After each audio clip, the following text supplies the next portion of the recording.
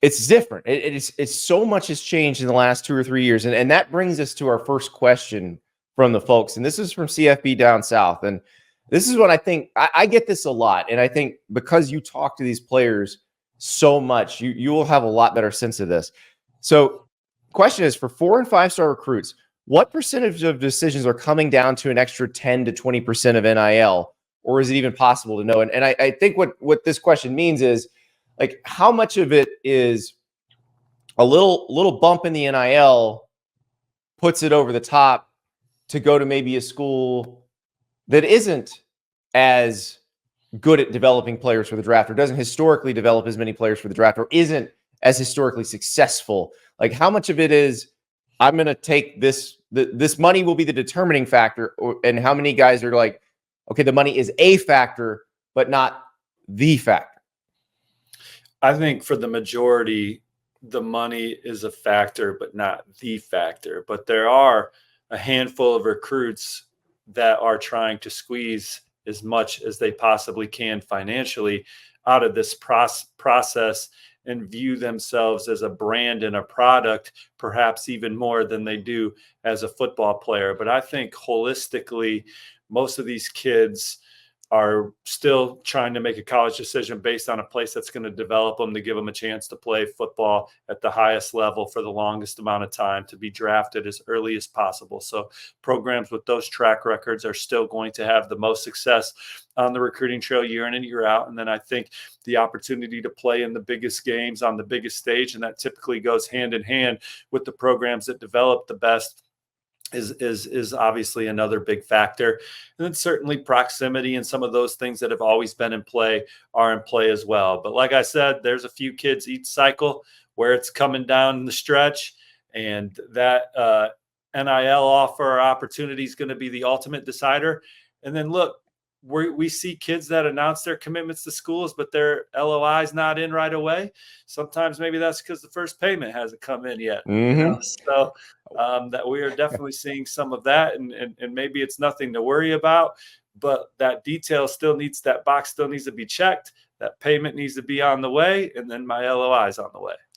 Well, I wrote quite a bit about the Jaden Rashada situation at Florida, and there's just like the stories that keep coming out. Like, in that particular situation, there was a payment in the contract that had not been paid, and actually at the time would have violated NCAA rules had they paid it, but he hadn't gotten it yet. And they're about to do the Billy Napier press conference, and they're like, well, we don't have it yet. And so they're checking in.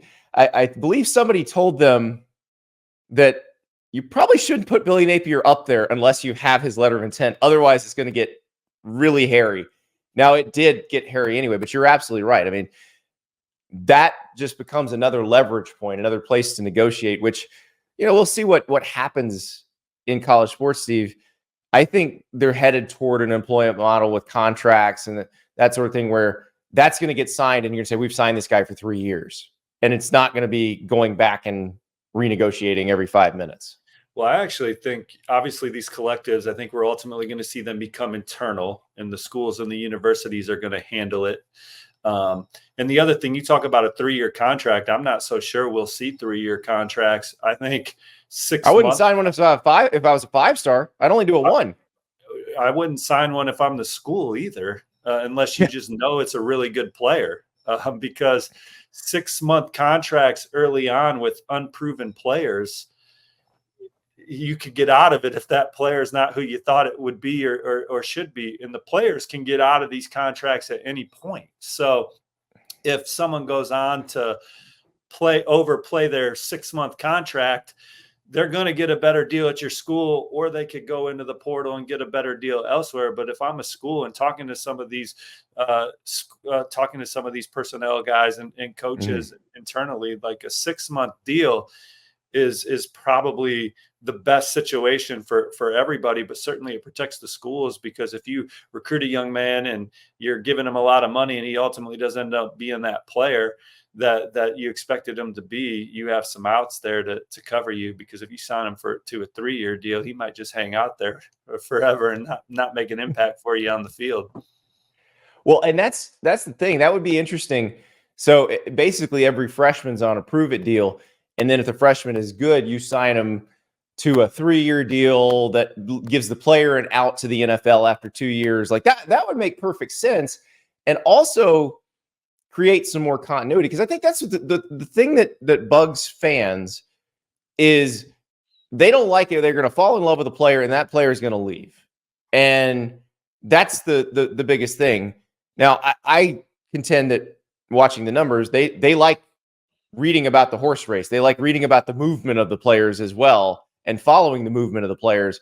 But as fans of their own teams, they get frustrated when they see somebody who kind of came up through their team and now they're off to somewhere else. So yeah, I could see, I like the 6-month prove it deal. I could get with that. Again, it's just it protects everybody. The player can do whatever he wants whenever he wants, Andy, as you know. So if he doesn't like his deal, he can go into the portal. There's nothing holding him back here. A kid could go to the portal every year and see what his worth is. But then the risk of that is, well, maybe your deal at your current place all of a sudden goes south, or maybe there's some parameters in your contract. Hey, this is what we're going to pay you, but if you go on the portal, you owe us this much back. So we're going to see some things like that moving forward. Thank you so much for watching. Just a reminder, subscribe to this channel right here so you never miss an episode of Andy Staples on 3. And oh, by the way, watch all the other great videos on the On3 Sports YouTube channel.